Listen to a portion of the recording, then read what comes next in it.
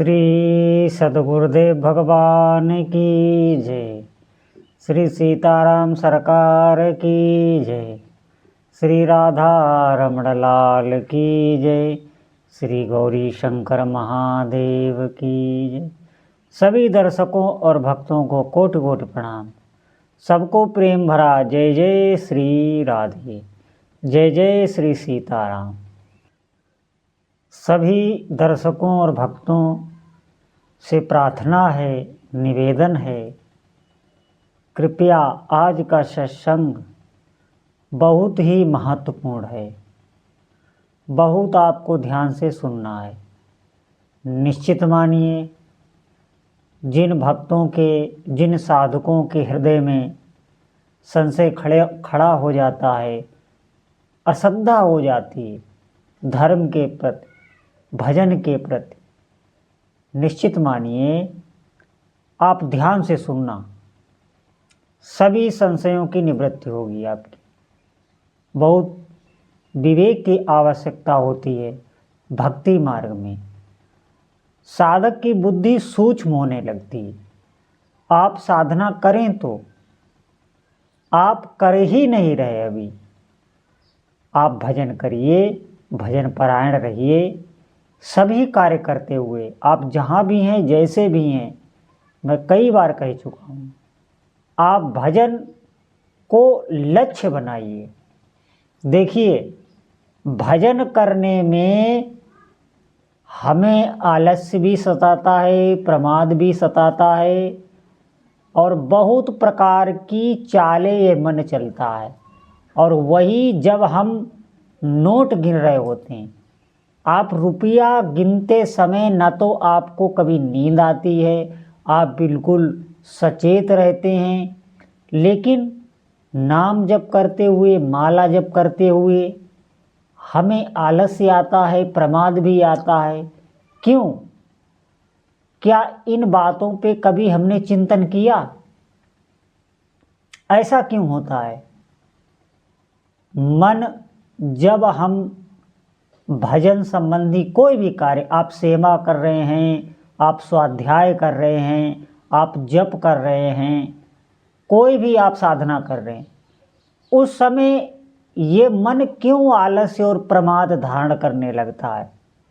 और जब हम कोई सांसारिक कार्य कर रहे हैं, मैंने बताया ना, आप रुपया गिनते समय बिल्कुल इतने होश हवास में रहते हैं। क्यों रहते हैं? और यहाँ हमको आलस्य आ जाता है। ध्यान रखना, हमारी अभी भजन पे महत्व बुद्धि नहीं है। भजन का महत्व ही हमारे हृदय में नहीं है, विश्वास ही नहीं है, श्रद्धा ही नहीं है।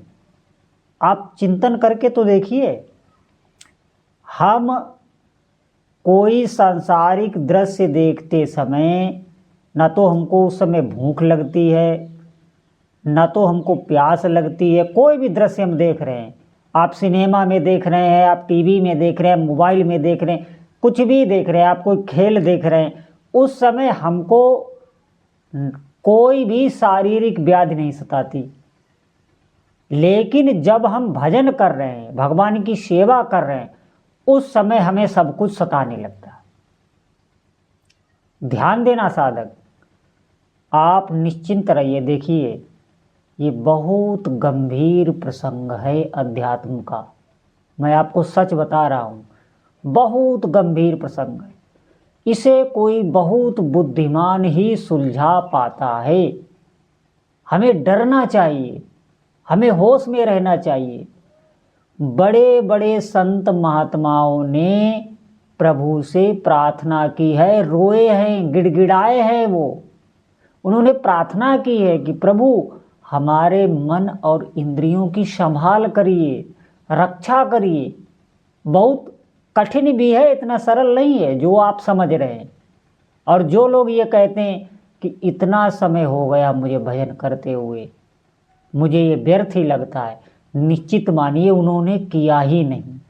मैं सब कुछ मान सकता हूँ, लेकिन मैं ये बात बिल्कुल नहीं मान सकता कि किसी ने नाम जप किया है और उसे लाभ नहीं हुआ, उसे दिव्य अनुभूतियाँ नहीं हुई, उसे चमत्कार नहीं हुआ।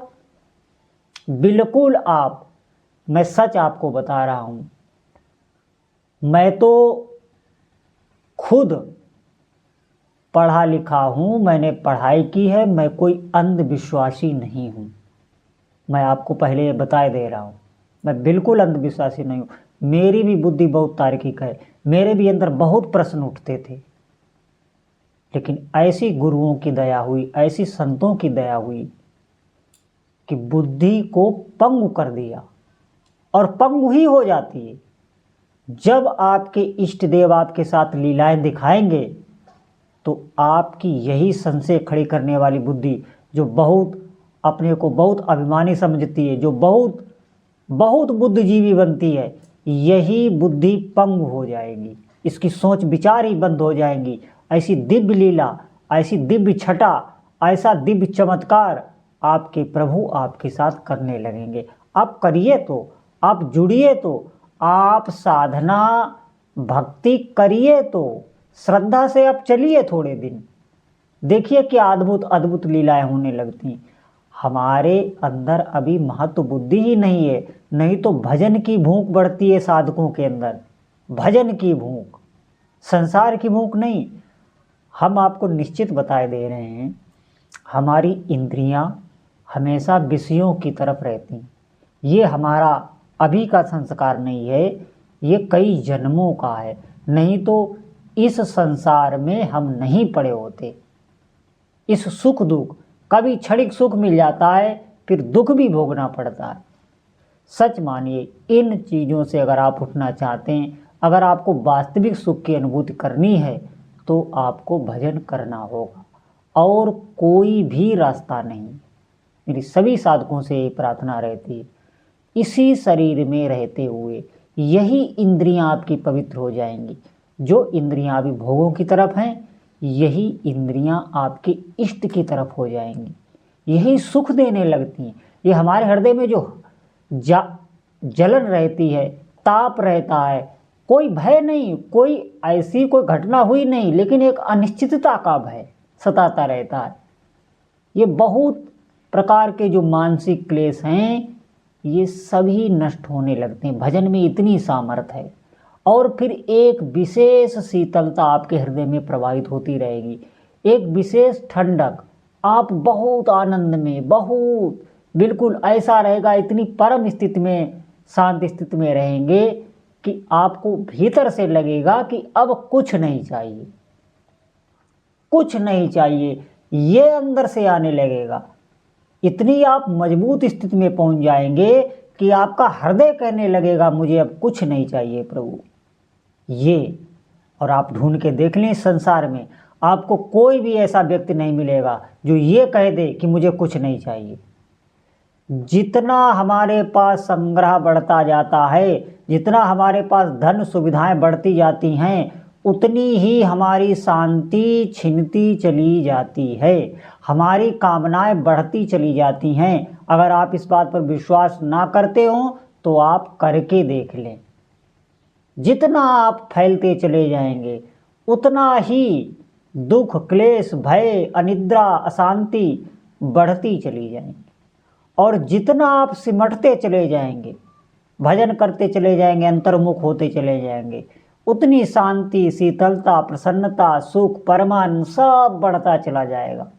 आप विश्वास करिए, ये सच है, ये सच है, ये परमार्थ का मार्ग है।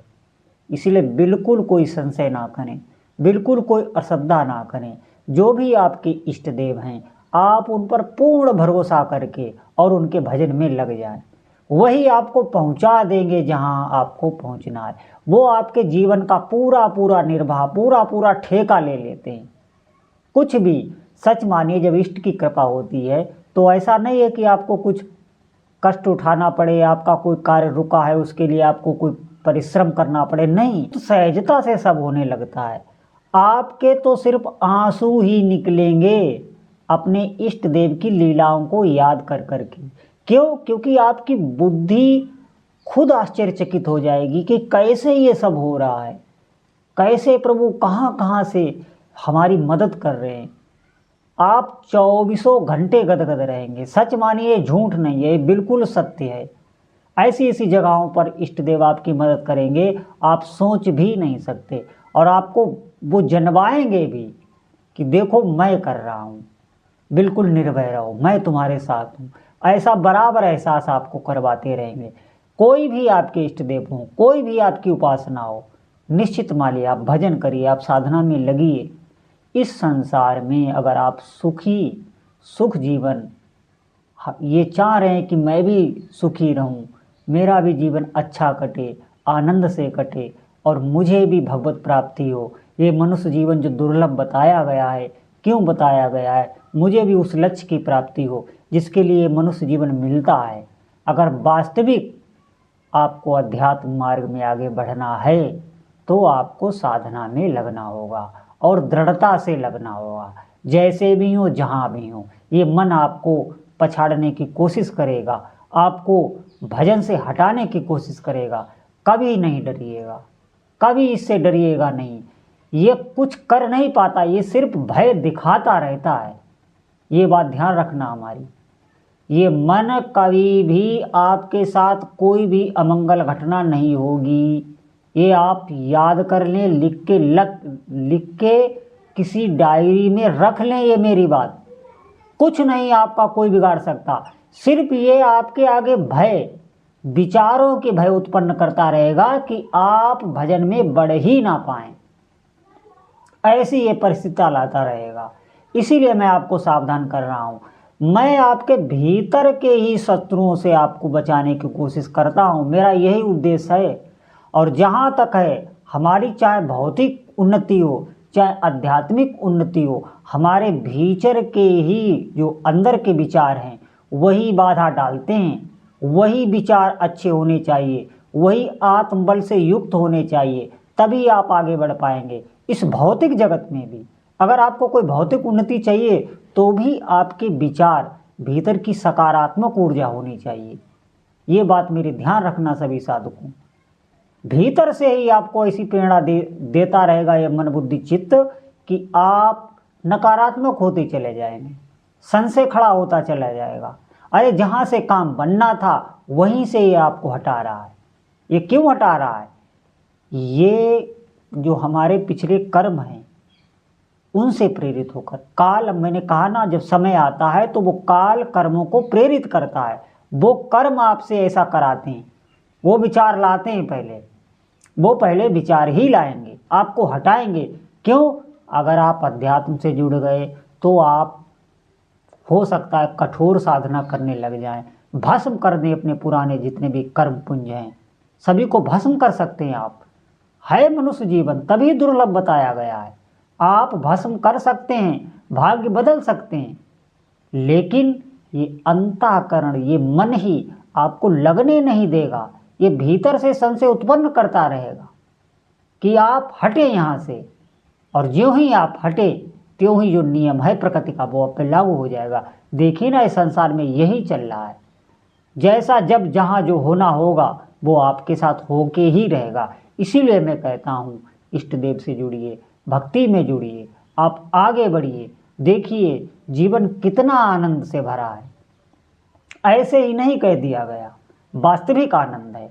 तो सभी साधकों से प्रार्थना है, आप डट के भजन करिए, जितना हो सके भजन करिए, किसी की बात मत सुनिए। ये सत्य मार्ग है, आपको खुद अनुभव में आने लगेगा।